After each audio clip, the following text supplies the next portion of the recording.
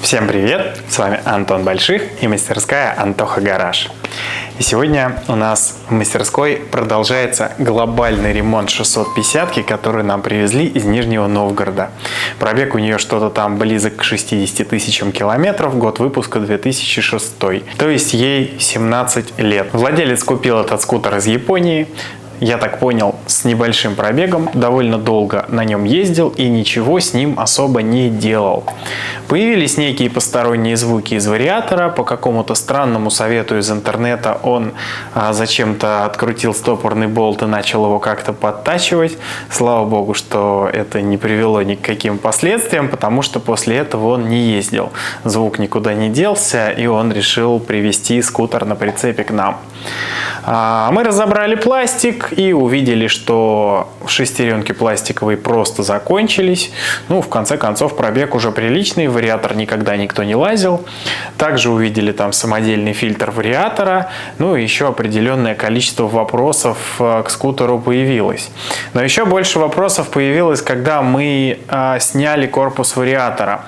Обнаружилась достаточно редкая проблемка, про которую я рассказывал вот в этом видео. Сейчас ссылочка появится. У нас хлынуло ручьем масло из отверстия, куда вставляется вторичный вал вариатора. То есть это промежуточный редуктор переполнен маслом из двигателя. Мы подумали, что делать, отдефектовали вариатор, там уже и ремешок, в принципе, оказался в не очень хорошем состоянии. Зато обалденные живые шпонки и живой первичный вал, живой картер, нормальный стопорный болт. Я уж не знаю, зачем его там полезли точить. Мы его, конечно, заменили на оригинальный. Вариатор я уже на него собрал. После этого было принято решение снимать двигатель и менять сальники, которые влияют на герметичность промежуточного редуктора. Потому что запущенная проблема с переполненным редуктором может привести к выдавливанию масла в вариатор, что, естественно, ведет к очень пагубным последствиям и чего, естественно, допускать нельзя. По этой причине мы выкатили двигатель, располовинили его, заменили там 5 сальников, все самые важные, которые могут на что-либо влиять, касаемые двигателя и промежуточного редуктора. И вот в данный момент происходит сборка обратно. У него оказалась отличная живая поршневая, отличная живая головка, клапана не текут, трогать мы их не стали. Судя по нагару, масла он не расходовал. Но в процессе, раз уж влезли, было решено заменить очень много всяких разных расходников, начиная вот прям с проблемы, что когда мы сливали масла, у него в заднем редукторе была эмульсия, и заканчивая тем, что мертвые сайлентблоки, подшипники маятника были уже такие, мягко говоря, не очень. Фильтр вариатора нормальный поставили. Свечи у него, как оказалось, не менялись никогда. Вот, по-моему, 58 тысяч проехали.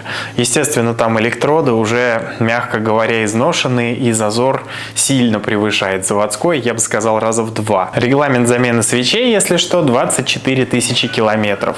Если перекатать немножко, ничего страшного, но больше 30-35 тысяч я бы не советовал. Лучше свечи менять вовремя. И никакие иридиевые свечи, они не отменяют этого регламента и особо смысла не имеют на 650-ке. Мы ставим свечи обычные, они ходят свой ресурс, ходят чуть больше, и никакие иридиевые свечи не способны проходить глобально больше, потому что износ на втором электроде, который не иридиевый, происходит точно так же. Поэтому меняйте свечи. Кстати, самым первым признаком сильно изношенных свечей является увеличенный расход топлива, конкретно на 650-ке. А работает она, как правило, до последнего хорошо. Ну, просто потому, что система впрыскивания, в принципе, простая и безумно надежная. В конечном итоге здесь были заменены все возможные резиночки на патрубках, охлаждение, не охлаждение. Помпу единственное мы не стали трогать, там есть следы сварки, но она не течет, мы ее решили оставить как есть.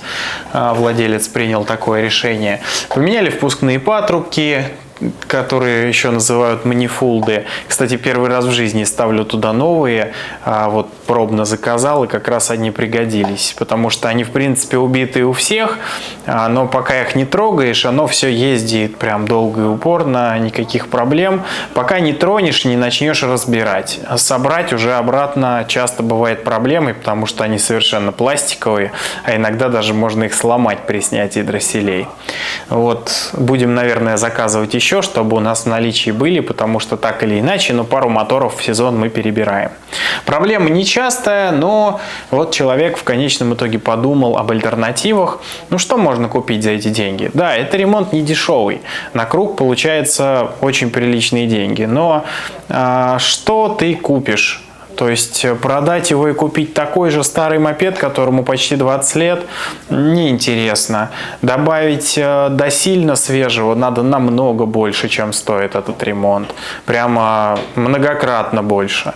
Поэтому, в принципе, учитывая, что он LX, учитывая, что он в хорошем состоянии, его история известна, и известно, что с ним делалось, мы решили его отремонтировать, владелец решил, и, собственно, кататься на нем дальше. Я считаю, что в этом случае этот ремонт вполне оправдан, потому что человек понимает, чего он хочет, и менять шило на мыло не видит никакого смысла. Если бы это был мопед какой-нибудь там на пару лет старше с дизельным звуком, я бы сразу сказал, просто продай его. Здесь, на мой взгляд, смысл вполне есть, потому что это хорошая комплектация, хорошее состояние и прозрачная история. То есть вот эти вот факторы, они очень сильно влияют. Осталось здесь немножко, соберу еще, поставлю 2 крышки, соберу сцепление с новыми дисками. Сцепление тоже вроде как не буксовало, но на сеточке уже были продукты износа, решили разобрать. Крайние диски уже имеют приличный износ, средние диски тоже уже на грани допуска. Решили заменить, чтобы еще долго не было проблем. Сегодня, я думаю, мы поженим этот двигатель с рамой и будем потихоньку собирать его и готовить к первому запуску. А еще к нам на днях приехала такая вот интересная 400-очка 99-го года, совсем-совсем старенькая, но пробег у нее заявленный, с которым человек ее приобретал недавно, 9800 километров.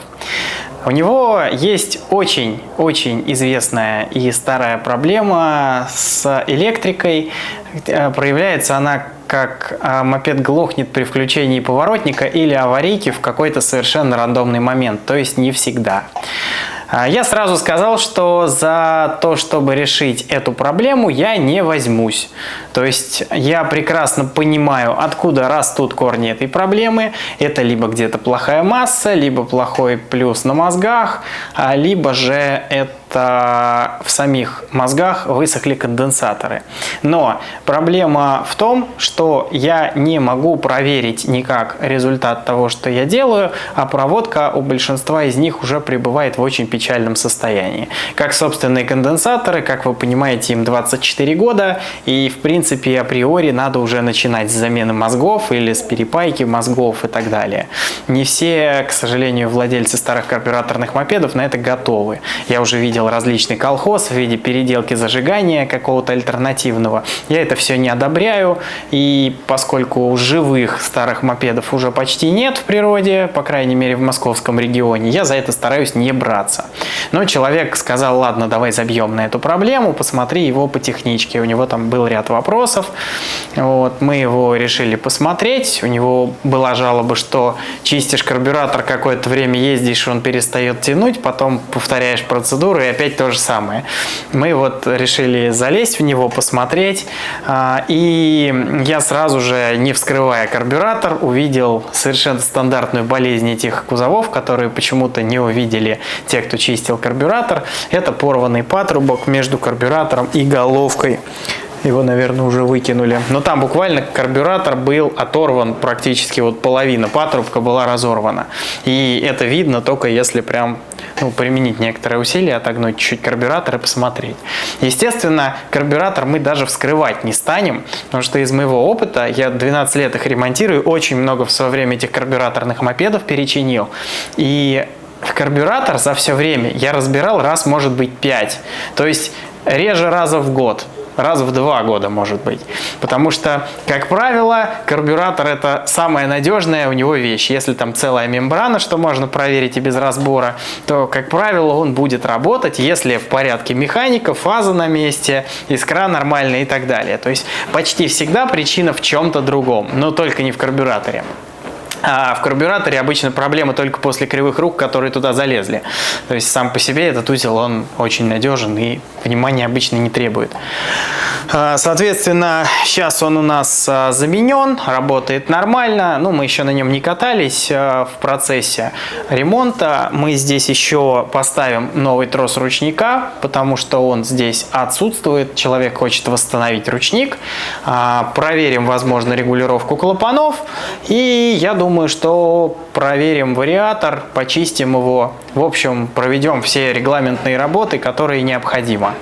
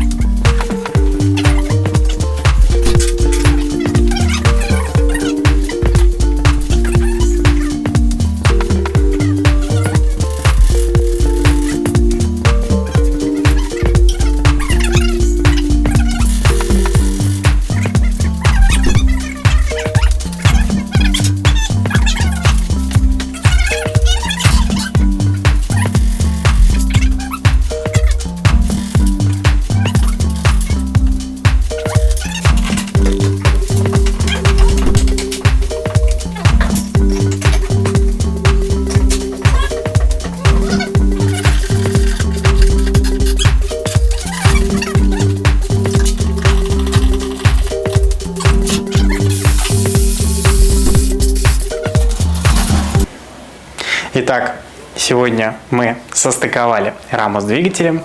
У нас скутер уже, в принципе, на финальной стадии сборки. Все основные мелочи мы прошли. Единственный момент еще остается для согласования – это задний тормозной диск.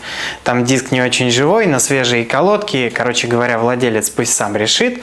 Пока что колесо не затягивали. Вот. Все основные моменты по креплению мотора протянуты. Осталось залить в него масла, подключить электрику и, в принципе, запускать. Скорее всего, запуск состоится во вторник. Сегодня не успел. Слишком много мелочевки, и перебрать и сцепление, и редуктор, и все остальное, и, естественно, дергают, как всегда, со всех сторон. Для снятия и установки двигателя на 650 мы используем такое приспособление, которое мы называем словом «виселица». Если обратили внимание на видео, то, возможно, кого-то заинтересовало. Это на самом деле почти точная копия BMW-шного оригинального инструмента, который используется для снятия и установки коробок на некоторых мотоциклах типа LTH и так далее. То есть, когда тебе надо и раму подвесить, и двигатель поддомкратить, и еще и подъемник как бы нужен для этой процедуры. Получилась довольно удобная, интересная мобильная приспособа. Сам с оригиналом я не работал, но у меня работал человек, который раньше работал с оригинальной приспособой, примерно знает ее размеры, и мы сварили ее по образу и подобию. Вот уже 3 года она у нас работает и постоянно используется. Очень удобная штука, и в принципе получилась довольно грузоподъемная, потому что в принципе мы ей поднимали мотор с коробкой весом около 500-600 килограмм, и она вполне себе это все вывозит. Раньше, когда у меня не было этой штуки, я использовал подъемник и к потолку привязывал веревку, ну вернее ремень безопасности, и подвешивал просто хвост мотоцикла к потолку, привязывал и опускал подъемник. Еще в былые времена, когда у меня не было подъемника, у меня к потолку был на анкера прикручен уголок с блоком и лебедкой. То есть уровень потолка был вот такой.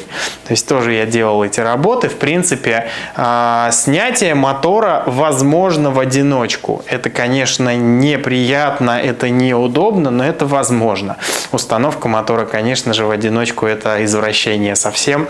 Вдвоем уже в принципе нормально, особенно когда знаешь, что где должно быть, что куда крутить, что куда подложить, уже все это на уровне автоматизма. Надеюсь, что вам был интересен сегодняшний выпуск. С вами сегодня был Антон Больших и мастерская Антоха Гараж. Не забудь подписаться, поставить лайк, написать комментарий под этим видео и обязательно нажми на колокольчик, чтобы первым узнавать о новом интересном контенте. Если вам нравится то, что я делаю, вы можете поддержать мой канал по ссылочке в описании или в закрепленном комментарии. Всем пока!